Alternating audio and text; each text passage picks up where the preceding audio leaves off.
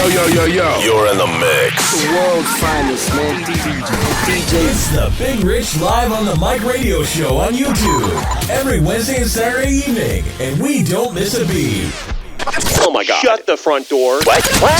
We keep it real. We keep it simple. Remember to like, share, and subscribe.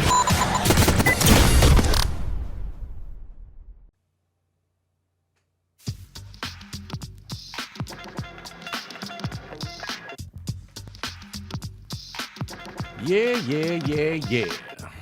Big Rich here, Big Rich Live on the Mic radio show here on YouTube. Happy Hump Day. This is the Hump Day show. The week is almost over.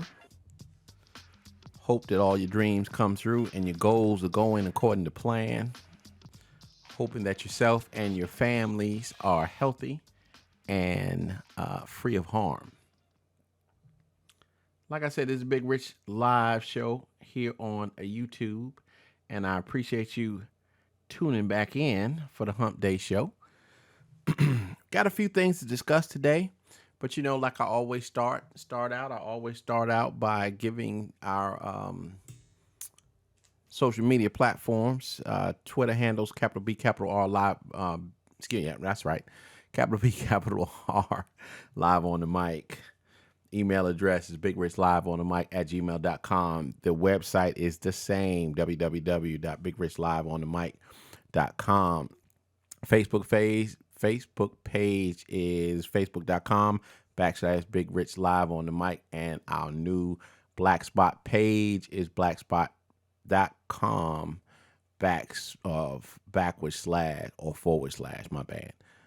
Big Rich Live on the Mic. Check us out.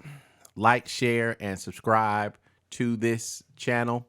Share this media to your social media platforms. Each one teach one here. That's the only way we're going to build and grow and reach as many people as we're trying to do in this hemisphere or stratosphere or webosphere or whatever it might be. I got two real serious subjects that we're going to talk about. I was going to just take a series of questions, but then I decided, hey, these two really stuck out in my mind. So I just picked these two subjects, these two questions and stuff like that. And we'll go with that. The first one is a fundraising gaffe, if you will. It happens, and let me give you a background of the story. I'm not going to mention any names real quick, but it was a African-American suspect was recently arrested for the rape and murder of a Caucasian young female. And I will mention her name, out of respect, is Karina Vetrano out of New York, okay? And the parents had got together, and they built up this war chest of $290,000, and it was basically supposed to go to find the killer. I don't know. They found the alleged killer, but I don't know if was any tips or anything like that. So I don't know if that money is going to go to them. But I just try to give you a foundation. Well, this young man was found, and allegedly NYPD did their job, and they had enough to arrest him. So they arrested him, but at this particular junction, he's not been indicted, but they arrested him, okay? And his family, along with some other civil rights or let's just say community activists, I'm not even going to say civil rights leaders, but community activists, decided to go on two sites. One was Gofundme, and the other one was Fundly. I never even heard of Fundly. And it was they set two crowdfunding campaigns to get him money for his defense. And GoFundMe, the GoFundMe one had reached $800. I don't know how long it was up or whatever, but it was immediately shut down, and the money was refunded to the people who had donated. And the Fundly account is being suspended because, according to them, they said they've gotten a whole bunch of not negative press, but people who were expressing their outrage. So the spokesman for GoFundMe, Bobby Whitehorn, said that this was in violation of their service agreement, saying that you can't crowdfund for somebody who has been accused of a crime.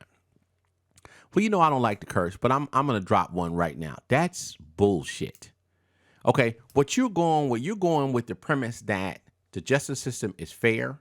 You're going with the premise that these cops didn't make any mistakes, rush to judgment, or anything like that. You're going with your fact in your mind that they didn't have him in the room for hours upon hours upon hours, promising him all sorts of stuff, threatening him all sorts of stuff, and then he rolled over. You have no idea about that at all. For somebody to make a statement like that or have that statement in their bylaws, if you will, or their rules and regulations or terms of usage, to me is bullshit. It really is. Because this country, and this, let me tell you something, this has nothing to do with him being guilty or innocent or her losing her life. You know, I have a daughter. God forbid something like that happens to my child. You know what I'm saying? My heart bleeds for her. You follow what I'm saying? And if he did it, if they did their job and they got enough evidence that will convict him beyond a reasonable doubt, barring the fact that she's white and he's black, he need to fry. He really need. He need to grow old and die in jail. I always say that, you know, unless you're killing somebody to protect your life or your family's life, you find out that your uncle has been molesting your daughter, you know what I'm saying? Or, you know, the father or the mother or whatever it might be. I'm not excusing that and I'm not advocating for that, but I'm just saying there is a statute called justified homicide for a reason, but I don't want to get totally off topic. The question was asked with me was, do I think that it's fair and do I think race had part in it? Do I think it's fair? Hell no, it's not. Because again, this country is based on innocent until proven guilty. He has not been indicted. He has not been convicted. Nothing.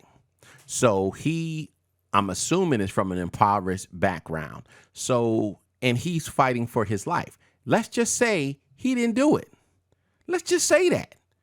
You know what I'm saying? I mean, I've been a cop for 23 years, and I know that a large part of people, black, white, men and women that are in prison, in jail today are innocent.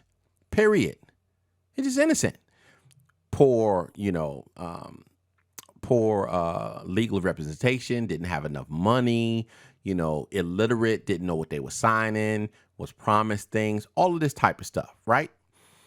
So there are far too many cases like this go on for you to think that, hey, maybe, or not maybe, if maybe he's innocent, but let's figure this out. So somebody comes on to your platform, use your platform to raise money, which you get paid for, because that's why you did it. Last time I checked, GoFundMe, the rest of these cats, they don't sit around there and do the shit for free. Okay? They make money from it. So somebody says, okay, my son, my daughter, whatever, was convicted of a crime. I don't have the money to buy legal representation. So you have a platform that I have to pay for because you're going to get a certain percentage of the money. This is the best thing going.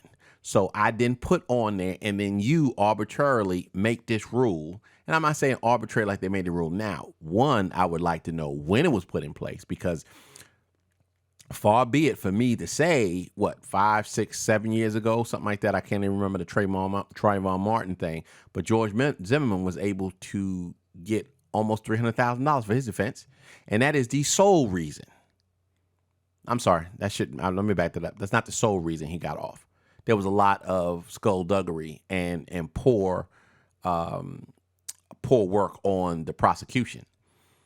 But that was, to me, that was a deciding factor, because had he had to go to a public defender, I think he would have got convicted. I really do. I just really do. I mean, when you're talking about high price lawyers, they're up here, then the prosecution is just below them, and the public defenders are below them. You feel me? So I don't think that a public defender would have been able to get him off.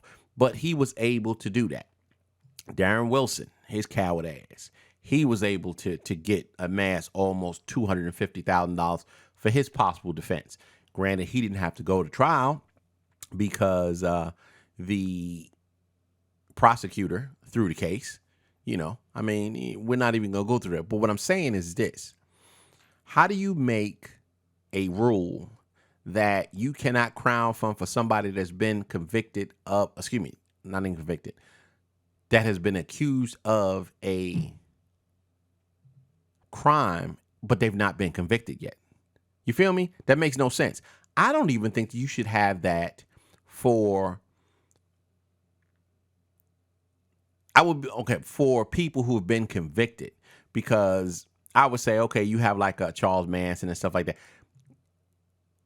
and you don't want people giving him money, putting money on his books and other stuff like that. So that's not what I'm saying. What I'm talking about is, if you got an appeal going, you have legitimate, beefs and all that type of stuff right there, and you are going through the justice system, then you should be able to crowdfund. You really should. But this goes by what I've been advocating, and what other people who are better and bigger and better and more knowledgeable is, you got to have your own shit. Period. You have to have your own businesses. It is criminal, if you will, for you not to have, for the African American community, if you will, to have a business like a GoFundMe. It doesn't take that long. It really doesn't. It really doesn't. And it don't take a whole lot of money, because basically what's happening is, once you set up the infrastructure and set up either it through PayPal or whatever, where you can receive it like in an e-commerce type of thing, then all you doing is taking the money, right? And you say, okay, we get 10%, all right, for our administrative fees. You taking in the money. Then when the GoFundMe or the campaign is over, you distribute the money out minus 10%. You got paid XYZ, you straight. So I don't understand why. I mean, shoot, some people always said, hey, you retired, why don't you think about doing something like that? I mean, who knows? Who knows? I might. If I can get some people to go in with me, not financially. I'm good with it financially, but I don't know how to put all of that type of stuff together. You know what I'm saying? I'm more than a novice, but I would not trust doing something like that to put out. You follow what I'm saying? But that's something that needs to be thought of. So you sit around there and think, so basically what you're saying is, just because this person has been arrested, not convicted, not indicted, he doesn't deserve help in getting the proper representation. Because that's basically all it is. They're not asking for money to put on his books. I can understand that. You'd be like, well, look, you've been convicted, and you want to use this money to put on your books. But yes, then you'll have people be like, well, no, this is for his defense fund. And it actually not for his defense fund. It's for his books. You always going to have somebody try to game the system. That's just how it goes.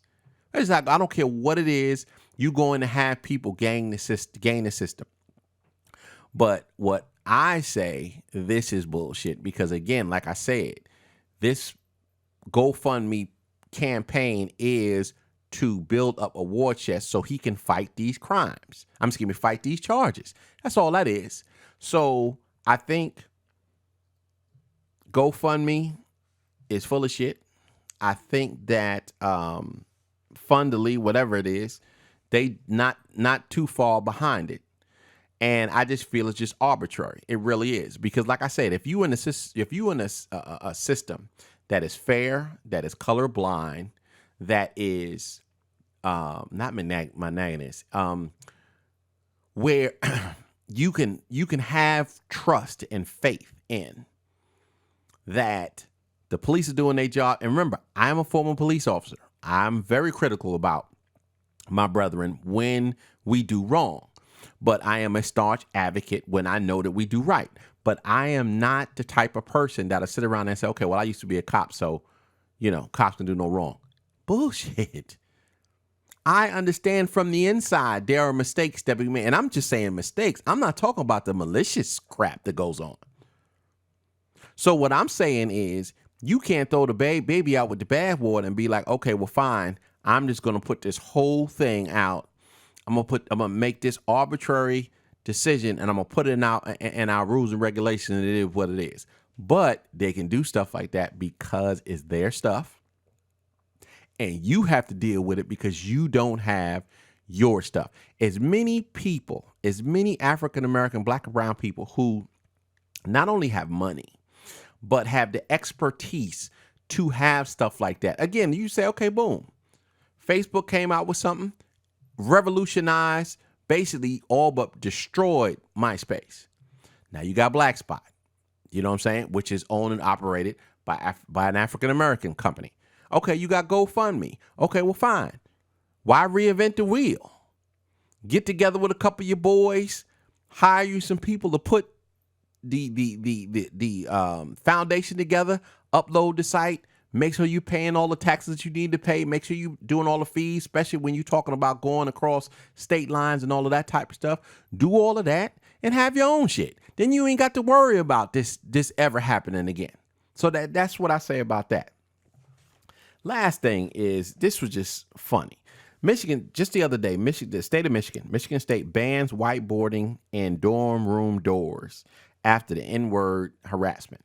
Now, if you look at all of this type of stuff, this stuff been going on for centuries, okay? I'm like, instead of putting a Band-Aid on the problem and said, okay, we're going to take whiteboards off of the doors, what's to stop them for then writing the N-word on the door itself? Or put it on the paper and slide on. Why don't you do your due diligence, catch these fools, and expel them? How about that? How about that? See, a lot of people want to sit up there and, especially some white supremacists and stuff like, look, we don't want you here. Get the hell on. Okay, that's your right to not want me there.